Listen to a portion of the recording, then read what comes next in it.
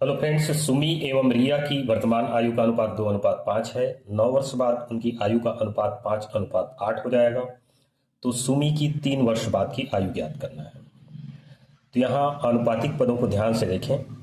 9 वर्ष की अवधि में प्रथम आनुपातिक पद में भी 3 की वृद्धि हो रही है, 2 और 3 5, और द्वितीय आनुपातिक पद में भी 3 की वृद्धि हो रही है।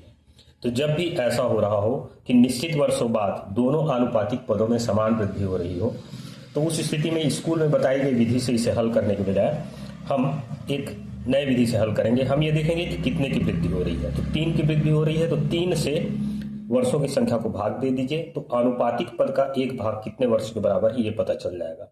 तो 3 से भाग दे देंगे तो 3 आएगा। मतलब आनुपातिक पद का एक भाग 3 वर्ष के बराबर है, क्योंकि 9 वर्ष में 3 की वृद्धि हो रही है। तो 3 का ही यहाँ पर दोनों आनुपातिक पदों में हमें गुणा कर देना है। तो सुमी की वर्तमान आयु मिल जाएगी 6 वर्ष और रिया की वर्तमान आयु मिल जाएगी 5 या 15 वर्ष।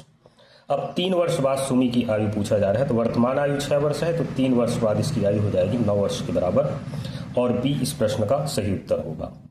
आपको याद रखना है कि इस विधि का उपयोग तभी करना है जब प्रत्येक आनुपातिक पद में निश्चित वर्षों के बाद समान की वृद्धि हो रही हो। यदि समान की वृद्धि नहीं हो रही है तो इस विधि का उपयोग आपको नहीं करना है। Thank you.